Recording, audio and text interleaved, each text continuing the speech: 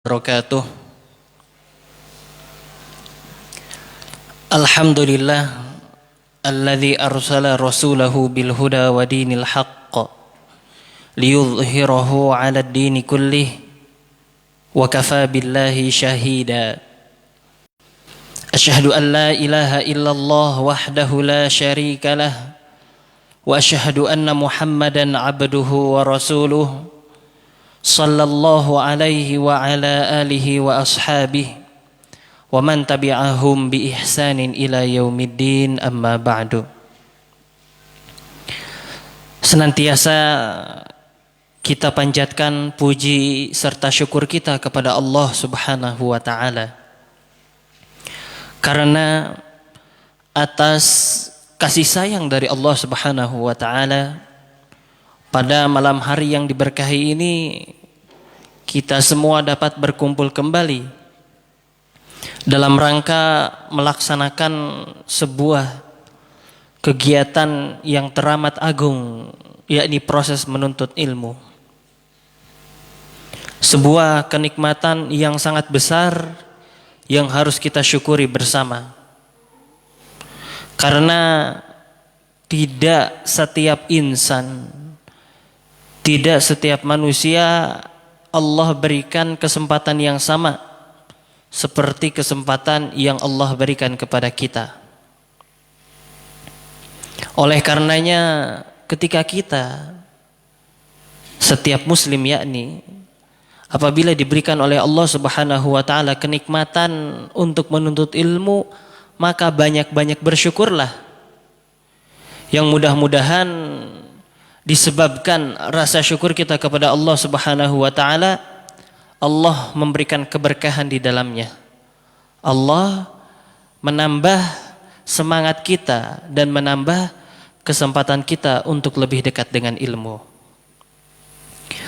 Kemudian salawat beserta salam semoga senantiasa tercurah limpahkan kepada sosok makhluk teragung, manusia terbaik, yakni baginda Sayyidina Muhammad sallallahu alaihi wasallam. Juga semoga salawat beserta salam ini tercurah limpahkan kepada istri-istri beliau, keturunan-keturunan beliau, sahabat-sahabat beliau, serta seluruh umatnya hingga akhir zaman kelak. Amin. Jamaah Maqamah Majlis Quran Masjid Al-Ikhlas malam Ahad yang dirahmati oleh Allah Subhanahu wa taala. Alhamdulillah, di pekan yang lalu kita sudah membahas tentang semangat dalam talaqi ilmu, semangat dalam belajar kepada guru kita. Maka di pasal yang baru dalam kitab At-Tibyan fi Adabi Hamalatil Quran, Imam An-Nawawi mengatakan, faslun wa yanbaghi an yubakkira biqira'atihi 'ala syaikh awwalan nahar wa an yuhafidha 'ala qira'ati mahfudhihi wa yanbaghi alla yu'thira bi nawbatihi ghairahu fa innal ithar makruhun fil qurab bi khilafil ithar bi hududhin nafs fa innahu mahbubun fa in ra'a asy-syaikh al maslaha fil ithar fi ba'dil awqat li ma'na syar'i fa asyara alaihi bidzalik imtathala amrahu.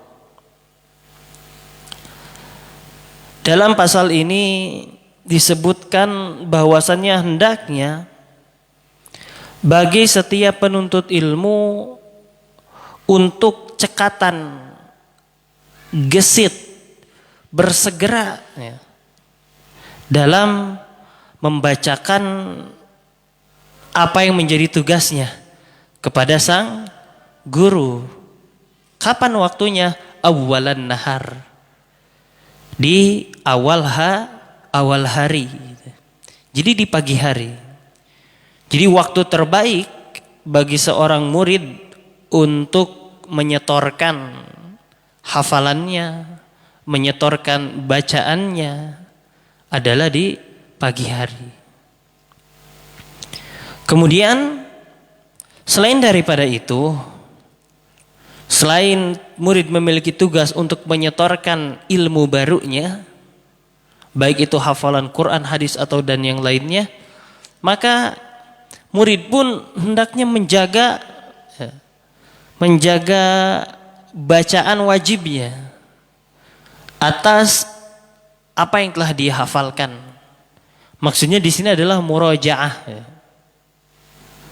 Misalkan ketika seseorang punya hafalan 30 juz, dia tentu harus memurajaah hafalannya. Semisal punya jadwal 3 juz per hari gitu, jadi dalam 10 hari khatam misalkan. Maka yang murojaah 3 juz ini harus terjaga gitu. Wajib untuk dijaga gitu. Jadi misalkan ketika sudah hafal 30 juz, kita melanjutkan ke setoran matan-matan tajwid misalkan. Entah Tuhfah Jazari atau misalkan Al-Mufid atau Syatibi itu. Misalkan itu kita menyetorkan kepada guru kita, maka apa yang telah kita hafal, yakni dari Al-Quran itu harus kita jaga. Jadi wirid harian kita, yakni bacaan yang biasa kita baca dari Al-Quran itu harus dijaga. Jangan sampai ketika kita menambah ilmu baru, justru yang telah kita dapatkan itu hilang karena tidak kita jaga. Atau jangan pula kita tidak menambah ilmu dengan alasan untuk menjaga apa yang telah kita dapatkan. Enggak begitu juga. Jadi dua-duanya harus seimbang. Apa yang telah dihafalkan, maka itu harus benar-benar dijaga. Begitu pula terkait menambah ilmu, kita pun harus mengupgrade keilmuan kita. Jadi apa yang belum kita pelajari, maka harus kita pelajari. Selanjutnya adalah hendaknya bagi para penuntut ilmu untuk tidak melakukan itsar terhadap yang lainnya ketika telah tiba giliran dia untuk membaca. Misalkan begini, di pondok tahfidz misalkan Jamal itu mendapatkan giliran untuk setor hafalan sekarang. Nah, ketika jadwal itu sudah tiba, maka bagi Jamal itu harusnya langsung setoran hafalan. Jangan Jamal itu mempersilahkan orang lain. Itsar itu, misalkan bilang sama Adam, sok we Adam dulu. Saya mah mengutamakan orang lain, silahkan Adam setoran hafalan dulu. Enggak. Karena apa?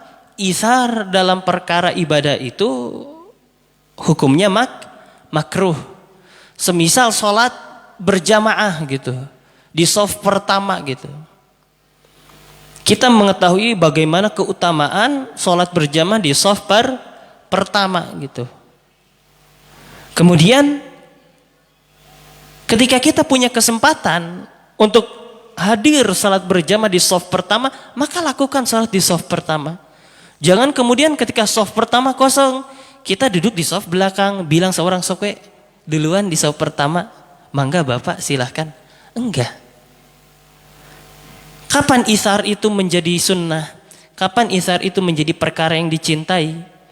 Itsar atau mengutamakan orang lain menjadi hal yang dicintai adalah ketika itu terkait dengan keinginan-keinginan pribadi.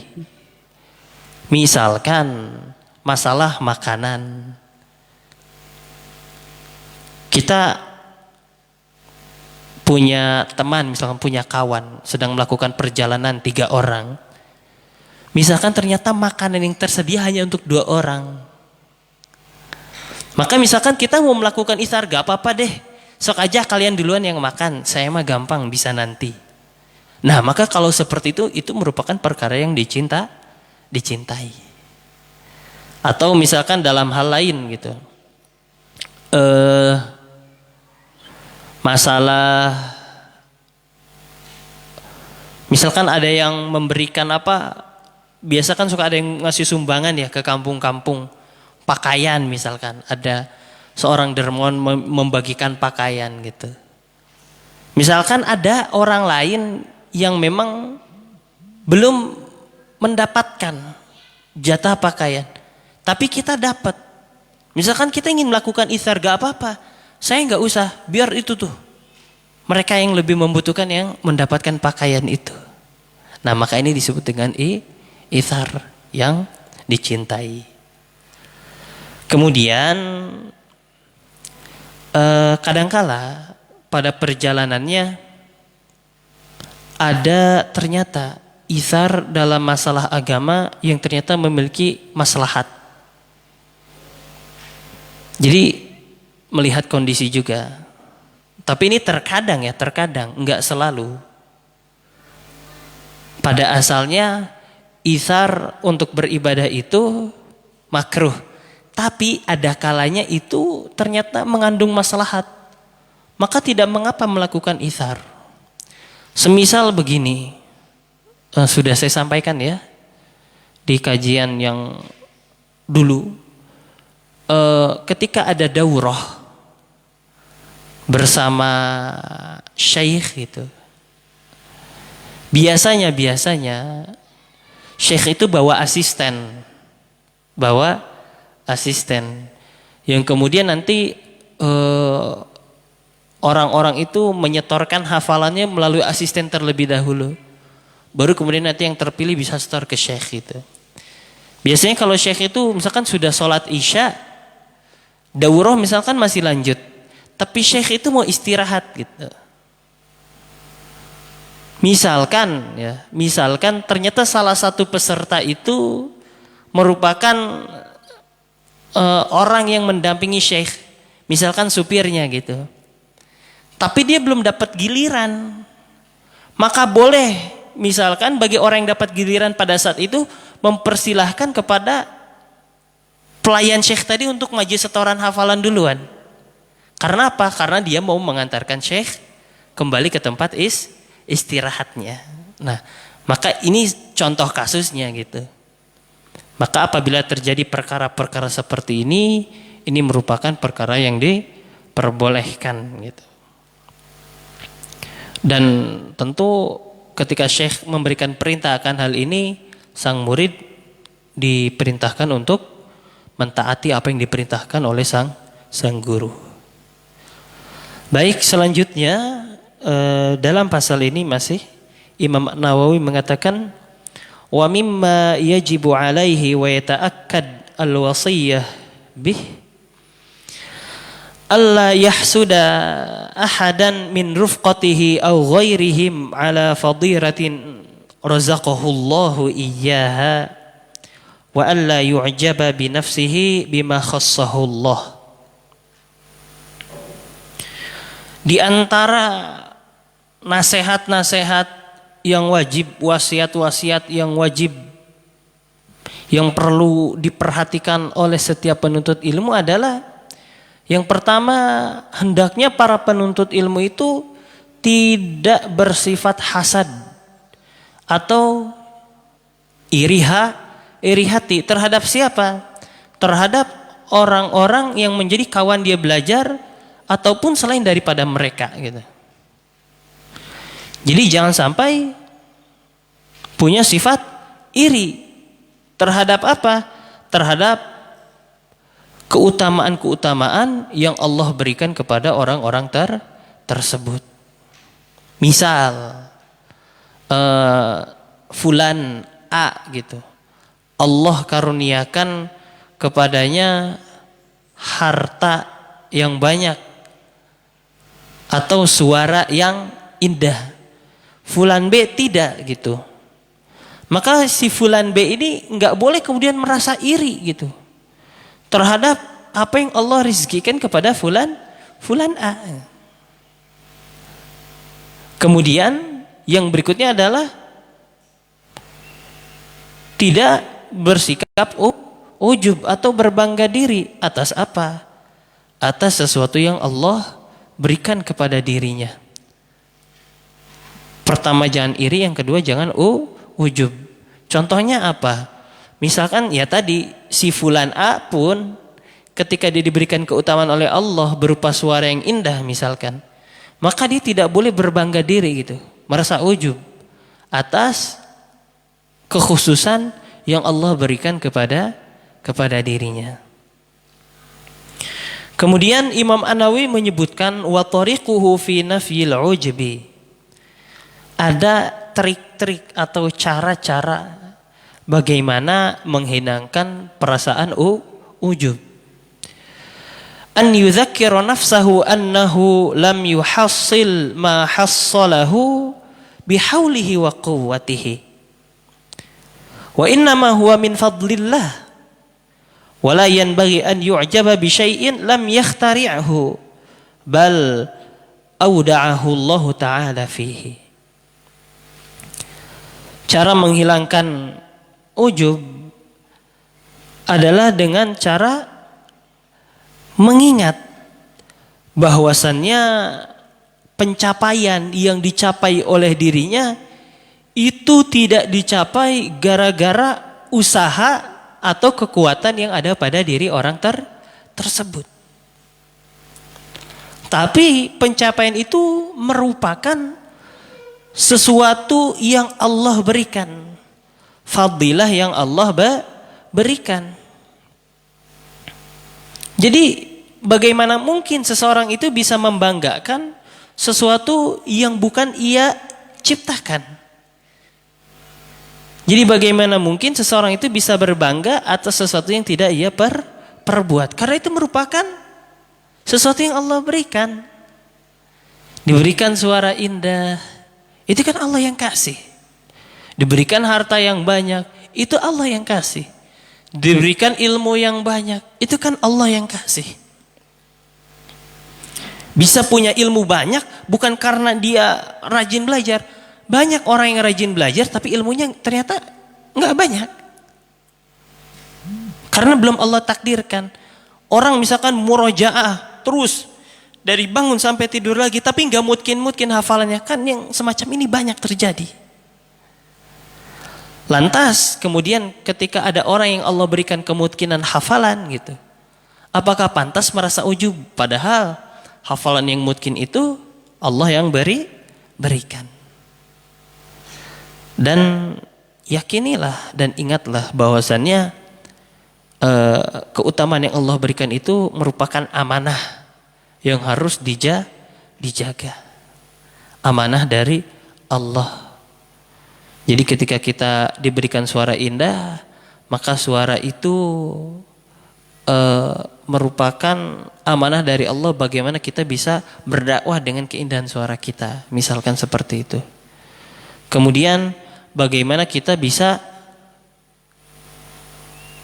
misalkan diberikan harta, menjadikan harta kita itu berguna di jalan Allah Subhanahu wa taala. Demikian. Kemudian wa tariquhu fi nafil hasad. Cara-cara untuk menghilangkan sifat atau perasaan hasad. An ya'lama anna hikmatallahi ta'ala iqtadat ja'la hadhihi al-fadilah fi hadha fayanbaghi alla ya'tarida 'alayha wa la yakraha hikmata aradaha Allah ta'ala wa lima yakrahuha. Hendaknya setiap dari kita mengetahui bahwasannya pemberian dari Allah ini merupakan hikmah Allah Subhanahu wa taala. Ini merupakan kebijaksanaan Allah Subhanahu wa taala. Terserah kepada siapakah Allah akan memberikan hal tersebut. Ini merupakan hak prerogatif Allah Subhanahu wa taala. Maka hendaknya kita tidak memprotes atas keputusan dari Allah Subhanahu wa taala. Jadi ketika Allah menganugerahkan sesuatu kepada orang, maka kita nggak usah protes kepada Allah. Terserah Allah memberikan hal tersebut kepada siapa yang Allah kehendaki. Dan kita nggak boleh membenci juga. Jangan protes, jangan benci atas keputusan dari Allah Subhanahu wa ta'ala. Memang apa haknya kita untuk membenci keputusan Allah Subhanahu wa ta'ala? Jadi di pasal ini kita mendapatkan pelajaran tentang bagaimana menghilangkan perasaan ujub dan perasaan dengki. Mudah-mudahan Allah Subhanahu wa ta'ala menganugerahkan kepada kita rasa tawadhu, ya, jauh dari sifat ujub dan dengki terhadap orang lain. Amin. Baik. Selanjutnya kita memasuki bab yang baru. Al-babul khamis, bab yang kelima. Fi adabi hamilil Qur'an. Adab-adab hamilul Qur'an. Di sini pakai pilihan kita hamilul Qur'an, bukan hafizul Qur'an. Kenapa gitu? Tentu ini berbeda. Kalau hafizul Quran itu orang yang hafal Quran gitu. Tapi kalau hamilul Quran orang yang memikul Al-Quran. Kalimat ini Allah cantumkan di dalam surat Al-Jumu'ah. Matsalul ladzina hummilut Taurah thumma lam yahmiluha kamatsalil himari yahmilu asfara. Permisalan orang-orang yang memikul Taurat akan tetapi mereka tidak benar-benar memikulnya. Mereka diibaratkan seperti keledai yang membawa kitab. Kira-kira kalau keledai membawa kitab berguna enggak? Enggak berguna.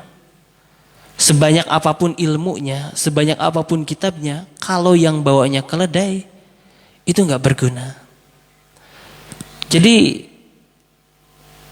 ini merupakan pesan dari Allah Subhanahu wa ta'ala bagaimana cara kita bersikap terhadap Al-Quran. Ketika Allah berikan kepada kita Al-Quran, maka kita harus mampu benar-benar memikul Al-Quran itu. Kita harus mempelajarinya dengan baik. Kemudian kita harus mengaplikasikan hal tersebut di dalam kehidupan kita. Jadi ketika kita menghafal Al-Quran, bukan sekedar untuk dihafalkan saja. Bukan sekedar tabungan otak kita, bukan. Tapi kita menghafalkan Al-Quran supaya apa? Supaya memudahkan kita untuk mengaplikasikan nilai-nilai Al-Quran di dalam kehidupan kita. Jadi jangan sampai permisalan buruk yang Allah sematkan kepada orang-orang Yahudi itu nempel terhadap diri kita. Jangan sampai itu terjadi. Jadi jangan sampai muncul perkataan orang yang hafal Quran sama yang gak hafal Quran ya sama saja gitu. Sarwa goreng sama jeleknya, gak boleh. Bahaya kalau sampai kalimat itu keluar. Jadi bagi kita yang Allah berikan amanah Al-Quran, maka pikullah dengan baik. Benar-benar dipikul Al-Quran tersebut. Kita lanjutkan, Imam An-Nawawi melanjutkan, wa min adabih an yakuna ala akmalil ahwal wa akramis syama'il wa an yurafi'a nafsahu an kulli ma nahal Qur'an anhu ijlalan lil Qur'an wa an yakuna masunan an dani'il iktisab syarifan nafs murtafi'an 'alal jababirah wal jufah min ahli dunya mutawadhi'an lis salihin wa ahlil khair wal masakin wa an yakuna mutakhashshi'an dza sakinatin wa waqarin. Di antara adab-adab para pemikul Al-Quran Adab-adabnya adalah yang pertama, hendaknya senantiasa dalam keadaan terbaik, senantiasa menampilkan keadaan terbaik dan sesempurna-sempurna sifat. Jadi hal keadaan yang harus ditampilkan oleh ahli Al-Quran harus keadaan yang baik. Misal dari cara berpakaian gitu. Cara berpakaian ahli Al-Quran dengan orang muslim biasa tentu berbeda. Kalau muslim biasa bisa bebas pakai pakaian apa saja gitu, selama itu menutup aurat. Misalkan pakai kaos mau gambar apa? Gambar batu, gambar naon lah ya, motifnya. Tapi kalau ahli Al-Quran gak bisa begitu. Misalkan kalau orang biasa bisa gitu pakai kaos oblong gitu, berkegiatan dengan masyarakat. Kalau ahli Quran gak bisa. Harus menampilkan kondisi terbaik. Atau pakaian ketika bermajelis gitu. Kalau orang bermajelis, misalkan kalau orang muslim biasa mungkin ada yang bermajelis cuma pakai apa? Pakaian baju biasa. Maka ahli Quran gak bisa. Harus menampilkan keadaan terbaik. Pokoknya apapun itu yang masuk ke dalam kategori keadaan, maka harus ditampilkan yang terbaik. Kemudian apa? Menampilkan sifat-sifat yang sempurna. Jadi akhlak-akhlak mulia yang sudah dibahas, maka itu harus dilakukan oleh ahli Al-Quran. Gak boleh kemudian seseorang itu memikul Quran tapi justru akhlaknya tidak sejalan dengan Al-Quran. Seperti itu. Misalkan penghafal Quran nge-BM, kan gak lucu gitu. Penuntut ilmu nge-BM, gak lucu. Penuntut ilmu misalkan malam-malam ngaprak kelayapan. Harusnya misalkan malam itu tidur dan tengah malam bangun untuk sholat tahajud, malah kelayapan di jalan, ngabring atau rame-rame gitu. Maka ini nggak boleh terjadi terhadap para penuntut ilmu, terhadap ahli Al-Quran. Kemudian berikutnya adalah hendaknya para pemikul Al-Quran ini mengangkat diri mereka dari segala sesuatu yang dilarang oleh Al-Quran. Sebagai apa? Sebagai wujud penghormatan terhadap Al-Quran. Memuliakan Al-Quran. Misal di dalam Al-Quran itu ada larangan meminum khamar. Dilarang minum khamar. Penghafal Quran jangan kemudian engkau hafal Quran tapi minum gitu. Na'udzubillahi min dzalik. Atau apalagi yang dilarang oleh Al-Quran. Misalkan di Quran kan ada pembahasan bagaimana cara bertamu gitu. Harus salam dulu gitu. Gak boleh kemudian jadi seorang ahli Quran ketika bertamu nyelonong aja masuk gitu. Gak bisa. Jadi apa-apa yang diajarkan di dalam Al-Quran itu harus dia laksanakan. Segala sesuatu yang dilarang itu harus dijauhi. Kemudian hendaknya bagi ahli Al-Quran mereka menjaga diri mereka dari pekerjaan-pekerjaan yang rendah.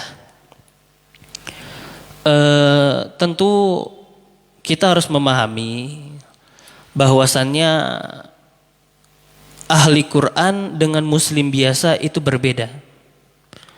Bagi seorang muslim biasa yang tidak tergolong ahli Al-Quran, tidak tergolong hamilul Quran, maka apapun pekerjaannya selama itu halal maka itu boleh.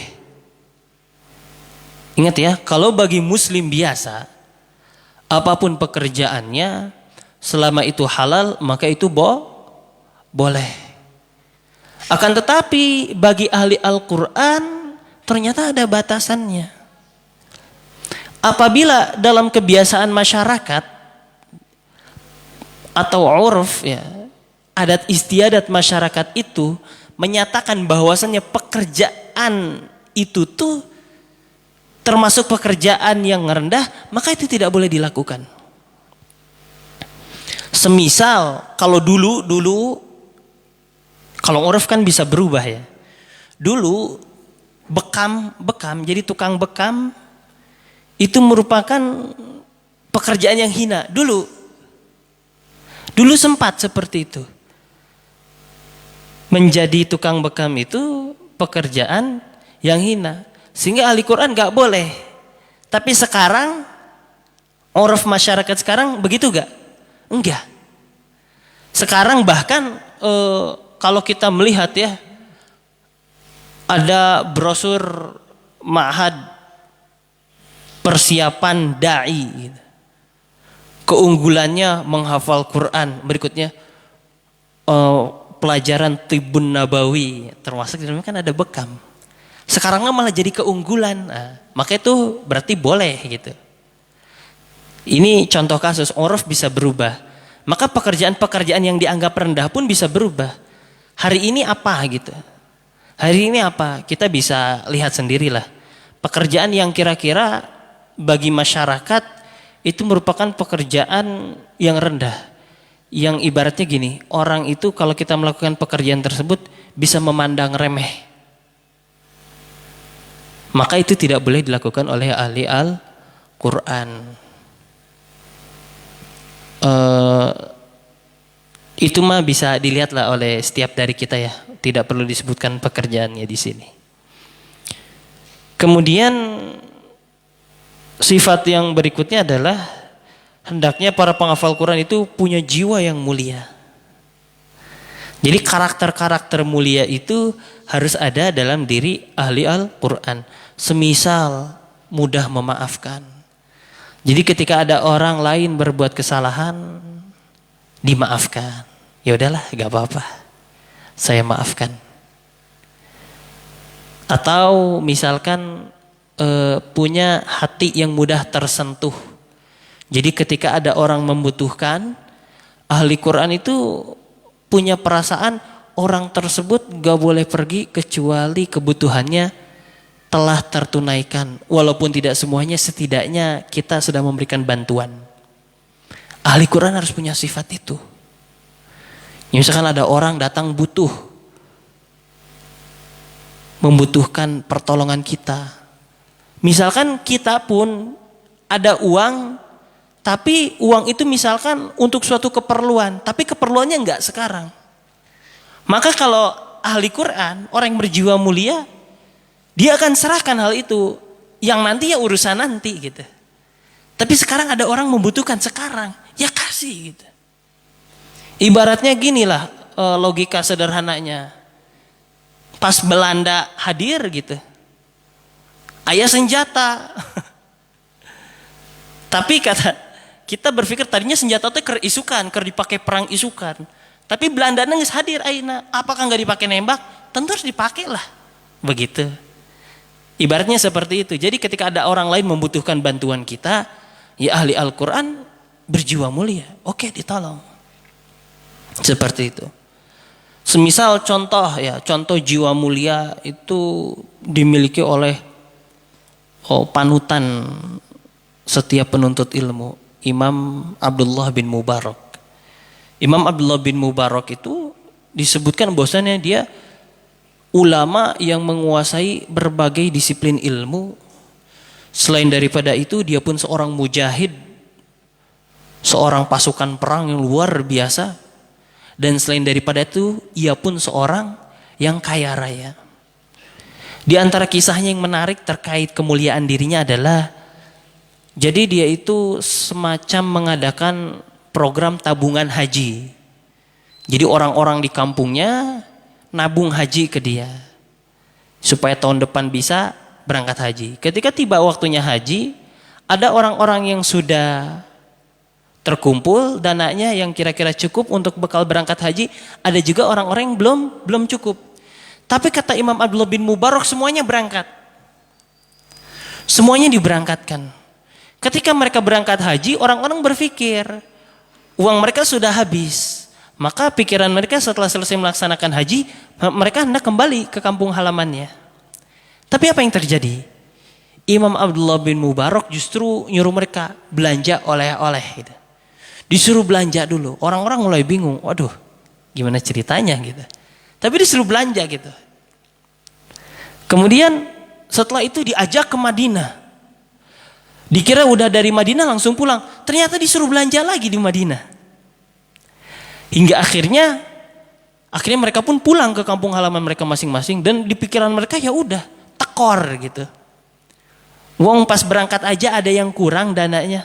Tapi pas pulang medah-meduh. Ya, banyak sekali bawa oleh-oleh gitu. Hingga akhirnya setiap dari mereka dipanggil satu persatu oleh Imam Abdullah bin Mubarak, tabungannya dikembalikan.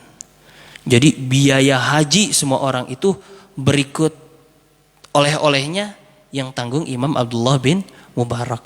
Nah, ahli Quran harus punya sifat kayak gitu. Mulia jiwanya. Nggak takut kehilangan. Ulah koret. Ya, jangan koretnya non pelit. Baik, selanjutnya ahli Quran itu mengangkat kepalanya terhadap orang-orang lalim, orang-orang buruk dari ahli dunia. Maksudnya gini, kalau ada orang-orang yang zalim atau orang-orang yang senantiasa mengerjakan keburukan, ahli Quran nggak boleh kemudian someah bahasa apa? Sopan gitu misalnya, jadi menundukkan kepala, nggak boleh. Ahli Quran harus bisa menegakkan kepalanya. Ada pemimpin zalim, tegakkan kepalanya. Sebagaimana dulu Imam Hasan Al-Basri ya, ketika gubernur di daerah itu merupakan orang yang zalim, dia berkata tidak takut gitu. Lantang saja berkata, nggak takut dihukum. Harus seperti itu ahli Al-Quran. Kemudian di sisi lain, ahli Quran itu harus punya sifat tawadhu terhadap siapa? Terhadap orang saleh. Orang saleh itu bisa orang muslim biasa, tapi dia misalkan melaksanakan kewajibannya, misalkan rajin sholat 5 waktu di masjid. Maka ahli Quran harus tawadhu terhadap orang-orang demikian. Kemudian ahlul khair, orang yang banyak melakukan kebajikan. Misal ada orang kaya dermawan, berarti kan banyak kebajikannya. Maka ahli Quran harus tawadhu terhadap mereka. Kemudian untuk orang-orang miskin. Di sini ada yang menarik, orang miskin itu orang yang Allah uji dengan kesempitan. Tapi ternyata di sini Allah ingin menghibur orang-orang miskin dengan apa? Dengan sikap tawadhunya ahli Al-Quran. Ahli Al-Quran itu di pertemuan sebelumnya kita sudah membahas bagaimana tingginya kedudukan mereka yang sampai ditempatkan bersama para malaikat. Bisa kita bayangkan, orang yang punya kedudukan setinggi itu ternyata diperintahkan untuk tawadhu terhadap orang-orang miskin. Tentu ini sangat membuat hati orang-orang yang ditimpa kemiskinan bahagia gitu. Menghibur diri mereka. Kemudian berikutnya adalah ahli Quran itu harus punya sifat khusyuk. Khusyuk, takut kepada Allah. Kemudian punya karakter yang tenang, tidak gurung-gusuh. Apa gurung-gusuh bahasa Indonesianya? Terburu-buru, tergesa-gesa. Enggak, ahli Quran itu tenang pembawaannya. Dan yang terakhir adalah berwibawa. Jadi ahli Quran, maka dia enggak boleh kemudian melakukan sesuatu yang membuat hilang wibawanya. Misal, elegan jeung budak ya. Apa elegan? Bermain-main bersama anak-anak. Misalkan smackdownan gitu. Kan anak mah suka. Ini kalau orang udah jadi ahlul Quran gitu, sudah menjadi pengajar Quran, gak boleh main sama anak-anak gitu. Di masjid lari-lari misalkan sama anak-anak. Aduh, gagal gitu. Itu tidak boleh terjadi. Baik, kita cukupkan sampai di sini. Semoga Allah Subhanahu wa taala memberikan kemampuan kepada kita untuk dapat beramal. Kemudian semoga Allah Subhanahu wa taala memberikan istiqomahan kepada kita semua Dan semoga Allah Subhanahu wa taala memberikan ampunan dan rahmatnya kepada kita semua, kemudian kepada guru-guru kita, orang tua kita serta seluruh kaum muslimin. Kita tutup dengan doa kafaratul majlis. Subhanakallahumma wa bihamdika asyhadu an la ilaha illa anta astaghfiruka wa atubu ilaik. Wallahu a'lam bishawab. Saya mohon maaf atas segala kekurangannya. Assalamualaikum warahmatullahi wabarakatuh.